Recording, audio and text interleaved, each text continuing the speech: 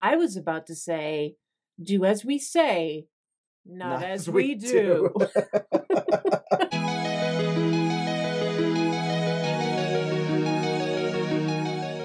Hi, everyone. Welcome back to My Lady Disdain. I'm Sandy. And I'm John. It is new release season for SmartDoll. And there's a lot of them. A lot. It's pretty overwhelming. So we thought that we would answer some of the questions that you might have as a person who is considering a SmartDoll. So if you have a question that we didn't answer, or you're an experienced SmartDoll owner and you've got an important tip that you think we missed, leave it in the comments. And if you're really interested in SmartDolls and you want to see more of this content and more crafting content, please make sure you subscribe. So what's up first, Sandy? It's okay if you don't buy one. Okay, so this is kind of a weird thing to start with, I think. It is, but it is something that people should know. Okay, before we even answer why it's okay if you don't buy one, why is that even a thing to talk about? They're a different kind of product, and it's a different kind of company. They're handcrafted dolls. They're not going to be perfect. They might be perfect for someone, but they might not be your version of perfect. And you should expect some level of imperfection because Danny Choo goes by the Japanese philosophy of wabi-sabi. Wabi-sabi basically means that they kind of believe that you can only achieve perfection through some amount of imperfection. And even though all these dolls are created and built to very high quality standards, they're made by human hands, and there will be differences and things that happen. So those of us who are crafters can actually appreciate that. Yeah. I guess what we've gathered, and we don't speak for Danny Choo or Culture Japan, but this is what we have gathered from our research and our experience with the company. And also from reading the volumes of text that Danny produces. Danny loves to write. He's got a very unique style. And a lot of what we're talking about here in this section, you really can get just by reading his Before You Buy page on his website. But we're sort of talking about like what we feel is like really the most important concepts to understand. And I recommend you all read through the rest of it because it's really important. As we said, humans craft these products. And one of the things that Danny does is he focuses on the well-being and the quality of life of his employees. Yeah, it can be kind of jarring, I think, particularly for people in the American market. We're very much used to large corporations, mass manufacturing. He has developed a philosophy, a corporate culture that really is about creating a family. His employees, he treats his employees like family. I think he had what was that? He had a post on Instagram. Yeah, that he's looking to buy housing near where they make the dolls, near his headquarters, so that his employees have a convenient place to live instead of having to ride crowded trains for a long time and stuff like that in order to get to work. So his employees are family, and he treats, and he says this in on the website, he treats customers as if they are friends, and that's a little bit different. This is really creating something that you're all going to love and aren't going to ruin the lives of all the people creating it in the process. Which is slightly anti the customer is always right philosophy that we tend to be used to. Yeah, he really does believe that investing in his employees will naturally create that creative environment and drive quality products. That always comes first to him. He is never wavered on that. One of the things you might want to do is actually just get to know Danny and his philosophy by watching his videos. And you can learn how to care for the dolls that way, and you can learn more about Danny, and you'll feel more invested in SmartDoll and in the company. So let's just say now you've pretty much decided you want to get a SmartDoll. Okay. You've done all of that. It's hard to pick one. Well, yeah. I mean, it took us weeks, and that's probably a pretty expedited time frame. I mean, actually, I think we've said this before in a video, but I had mine narrowed down to 2 when I picked my first one, and I made him decide which one I was getting because I just could not decide. Yeah. Now I have both of them. But some things that you can do to make your decision easier, to narrow down your list, because as you go through, you're going to go, oh, well, I like that one because she has these big eyes, and I like this one because she has freckles, and this one reminds me of my cousin Jane. And oh, Jane. Yeah. She's really nice. Jane is really nice. So we could look at the styles. Each style isn't necessarily for everyone. And that's usually, I think, something you'll probably do naturally first, right? You'll look at these dolls and you'll immediately be drawn to either the big anime eyes, or if that seems a little too unnatural, maybe you like anime, but the half open eyes are a little bit nicer. If your experience with dolls has been more Barbie or traditional BJDs, or you're an anime person who likes shows like Violet Evergarden or something like that, you might go with the semi-real style. The next thing is skin tone. Currently, there's 4, but we're going to go with the 3 major skin tones to begin with. He calls them beverages. They're all named after beverages. We have cinnamon, tea, and cocoa. So what are you looking for? What do you find attractive? And you will find alternate skin tones. Like Sandy mentioned, there's another one right now. There's interstellar blue, which is very hard to get. We're not sure how long it's going to stick around, but there are rumors that there may be other colors coming out, so more fantastical skin tones.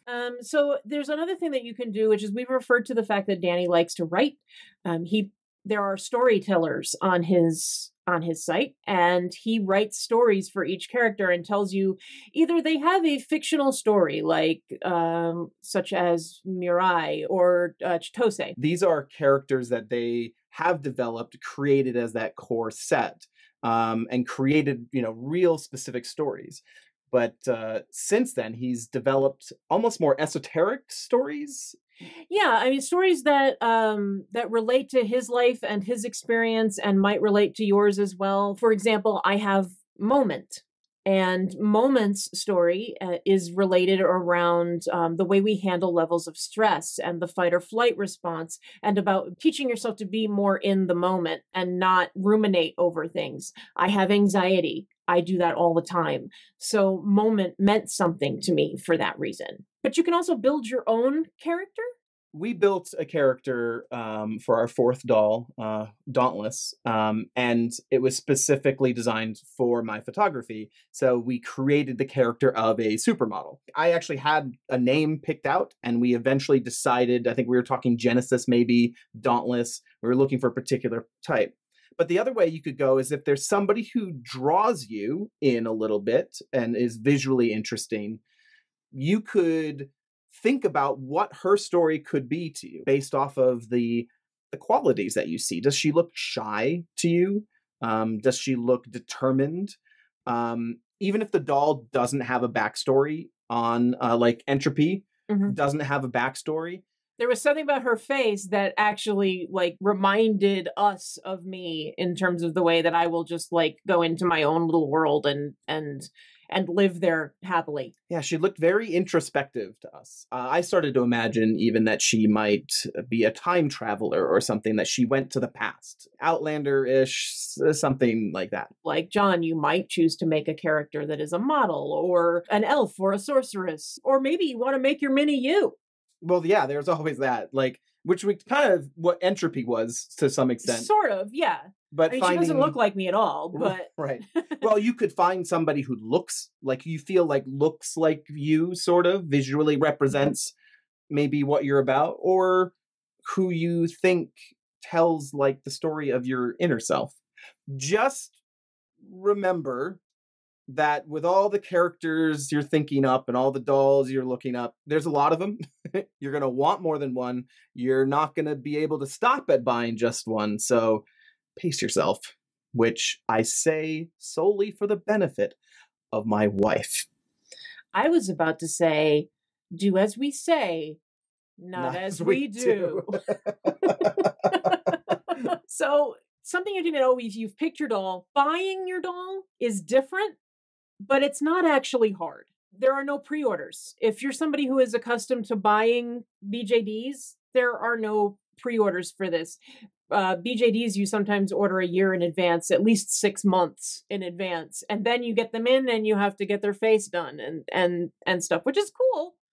But SmartDoll is not that. It can be a little frustrating. Like we talked about, it is doll season right now, right? There's a lot of new releases happening, and all the people who've had a lot of dolls around, they're kind of champing at the bit for some new interesting faces to add to their collection.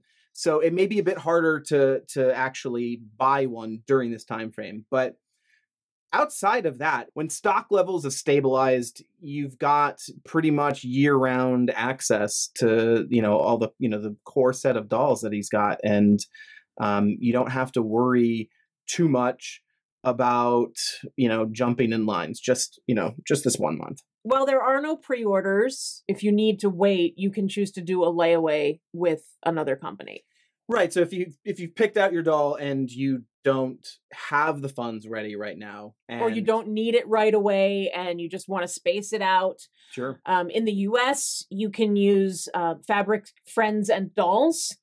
Iris runs that store and she is very, very helpful, and she does do layaway, 6 months sometimes up to a year, depending on how much you're buying. If there is something that's currently out of stock on the website, definitely check there as well. But you're ordering from Culture Japan. You're ordering directly from Danny's company. So if you're not living in Japan and not using Japanese currency, you have to deal with an exchange rate.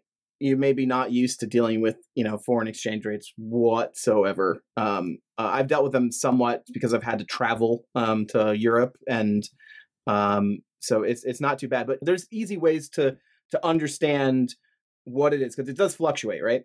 Yes.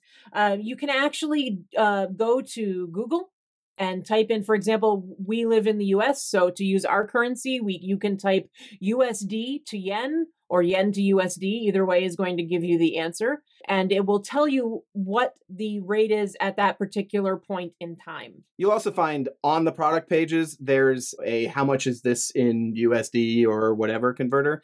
I tend to use Google just because it's easier to keep a running tally of the entire order that I'm kind of thinking of doing, versus like individual items and things like that. If you want to, you can wait for a better rate. If it's a doll that you're not worried about being able to get, then you just, wait for the rate to change. We did that once. I actually said, hey, if we're going to order this, we should order it now because the rate's actually pretty good. You're generally going to pay somewhere between, I think, $470 and a little over $500. But, if you can get closer to that $470 amount as a US person, that's actually really good. So now you're ready to buy. You've got the rate you want. With PayPal, you have the option of letting PayPal do your exchange for you. And you take whatever PayPal's exchange rate is, which is going to be a little different. That means PayPal is going to convert it as you're paying it and charge your credit card the amount in US dollars or your whatever currency you have. But if you have a card that you're using that does not have any foreign exchange fees. Yeah, when you're paying it in PayPal, you'll see a link that says like currency options. And you'll be able to choose between, whether you want PayPal to do it or your card to do it. And then this time your card will actually get charged in yen and they will do the proper conversion. I believe when I did my research, MasterCard, Visa, they're all very close in general. As long as you don't have those foreign transaction fees, it is almost always less than PayPal. But do a little research, double check, and figure out what the best option for you is, and you'll save a little bit of money, and every little bit helps. Yeah, everybody has different cards, so we can't answer that for you, but these are the things that you should look at. Shipping. The shipping varies in terms of how long it's going to take to get to you. We're still in a pandemic and things are still traveling slower and people are, less staffed. So things are going to take a little bit longer. Yep, and these are things that Danny cannot control. So once it leaves Culture Japan, There's not much he can do. Things can get stopped. Typically, though, we get about 3 days, 2 to 3 days with DHL coming here. Yes. So the choices he's using right now are, as far as we're aware, are DHL and FedEx, and those can be pricey services. However, they are very efficient. They get things to you reasonably quickly, generally. There is, though, one piece we should talk about, which is how long it takes until it ships. Right. So that has changed recently. Danny used to say that you could, get it in, he'd get it out the door in like 5 days. And usually it was less. He's really good about that. He is now saying that it can take 15 days. In general, I'm not seeing it take that long. It is, I think, about setting expectations. There can be delays. We know you want your doll as fast as possible. They're going to get it to you as fast as they can. And Danny knows you want your doll as fast as possible. Yeah, he is well aware. So yeah, until it's outside of that time frame that he has specified, don't send him emails and stuff for shipping updates and whether it's gone out. You will get an email. You absolutely will get an email. If it's your first doll, you're going to get an email when they first, when you make your order, and they're going to ask you some information and get you set up. And if it's your second doll, you don't have to go through as much, but you will get clear emails when your product ships. It's going to come, and like I said, they are very, very quick. So FedEx and DHL, very efficient. Still could take up to 15 days simply because of having to get it out of Tokyo. Yeah.